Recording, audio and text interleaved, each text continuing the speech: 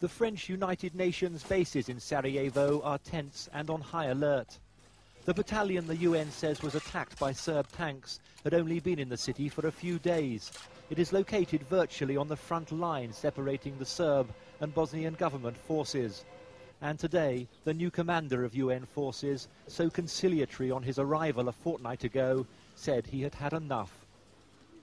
What happened yesterday is totally unacceptable. The French unit was attacked by direct fire from Serb tanks or anti-tank weapons located just north of the stadium. I want you to know that is the last time that we restrain ourselves from exercising our right to self-defense. Several military vehicles were hit during yesterday's assault. 68 rounds were fired at the UN forces. It was the most prolonged direct attack on the UN since the conflict in Bosnia began. This morning, UN military observers assessed the damage. As they did so, the UN was stressing the role of existing ground forces in the city in any future retaliation, rather than calling on airstrikes against Serb positions from the 60 NATO aircraft now in Italy. Critics among aid agencies here still don't think it's enough. The Security Council acted on June 3rd to declare this a safe haven. The implementation date was June 22nd. We have 60 aircraft in Italy waiting to protect UN personnel. If this isn't a provocation that ought to be replied to, I don't know what is. What else is left if the UN is not going to defend its own bases in a safe haven area? Though the Serbs deny yesterday's attack, there is evidence that even before the assault, the UN was being targeted. We were filming at their main aid warehouse here. As we did so, a shell exploded nearby. Shrapnel pounded the roof.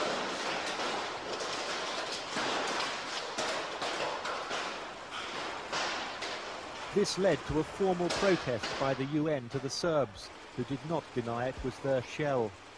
In spite of the attack on the UN, President Izetbegovic this morning left Sarajevo for Geneva, having decided he will attend tomorrow's peace talks, even though the ceasefire has failed. The last 3 days have seen some of the heaviest and most sustained shelling of Sarajevo for several weeks. Thousands of shells and bullets have been fired indiscriminately into the city. Yet, remarkably, in the midst of all this, a life of sorts does go on. Before the war, this was always a grudge match. And at the weekend, in spite of the shelling, wrestlers from 2 of Sarajevo's leading sports clubs met in one of the city's bomb-damaged but still functioning sports centres. Later, they made way for young boxers from the 2 clubs, Željeznica and Bosna. Boxing, wrestling and other contact sports were always popular before the siege, and these were the city's top clubs. Among those competing were ethnic Croats and Serbs, who still live beside the Muslims in the government-controlled parts of the city.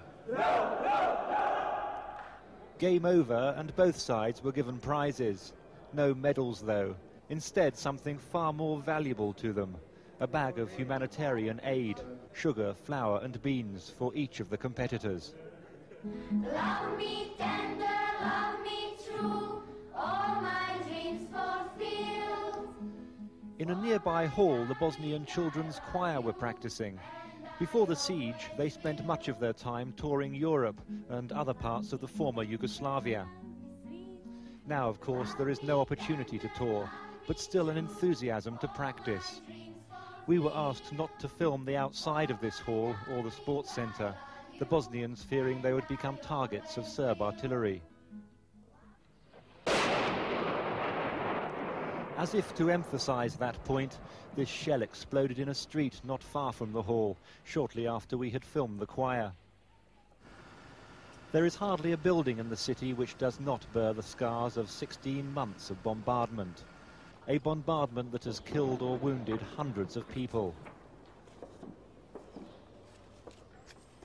Yet in the midst of this devastation, the Bosnians are continuing to provide their children with basic education.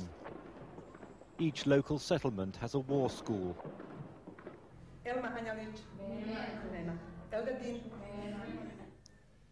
The children and their teacher live in the same or neighbouring apartment blocks, and the small classrooms are in the safest parts of the blocks, in the basement or on the ground floor with a minimum number of windows.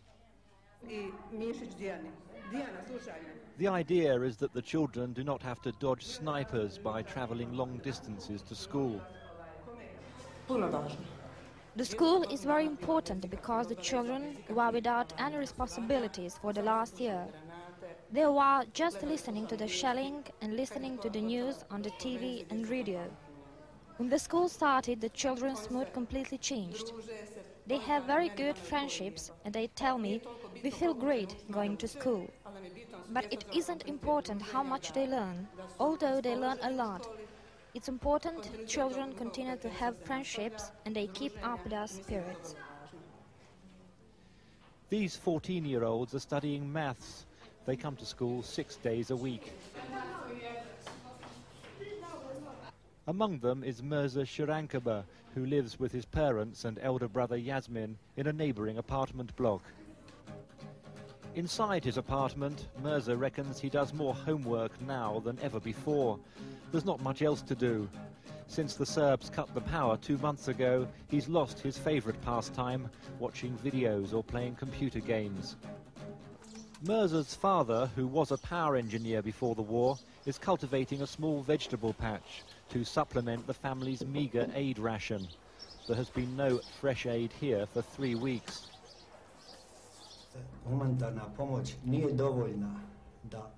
The quantity of humanitarian aid isn't enough, so we have to spend our earnings from before the war to buy food on the black market, which is very expensive. 1 kilo of flour costs about 10 Deutschmarks. Nobody has been untouched by the war. Yasmin was recently with his closest friend when a shell exploded beside them. We were sitting in the front of the shop in the neighbourhood. The mortar fell and injured him in the leg. The shrapnel weighed about 1 kilogram. They say it was a miracle that they saved his life. In spite of the increasing hardships, the family still does not want to see their government compromise with the Serbs. I'm no politician, but I think that President Izetbegovic should keep to his principles and not divide Bosnia-Herzegovina. The country should remain united because of all the nationalities who live here. Both boys are keen skiers. They have their own new equipment, and before the siege would take advantage of a long skiing season in the local mountains. Their favourite slopes were on Mount Igman, which is now the centre of the fiercest fighting in the area. The family presents a remarkable picture of dignity against the most appalling odds. Yet, like everybody in this city, life for them has become much harder since power and water were cut, and they are increasingly impatient at the failure of the UN to persuade the Serbs to reconnect it. This is the man whose job it is to do just that. Major Nicholas Studa is the UN officer in charge of utilities. Some regard his job as one of the most frustrating and dangerous in the city.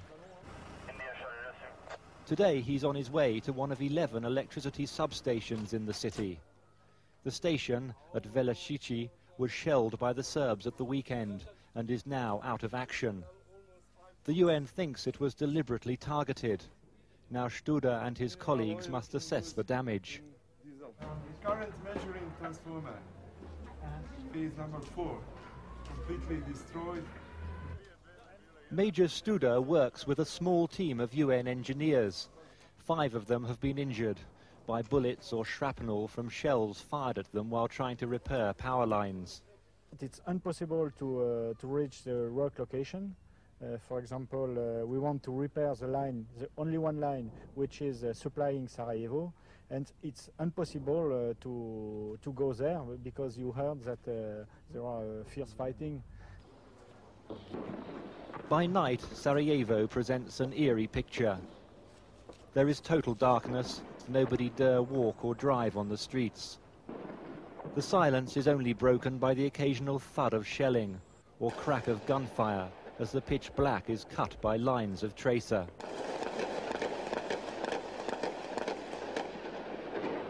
Ian Williams, Channel 4 News, Sarajevo.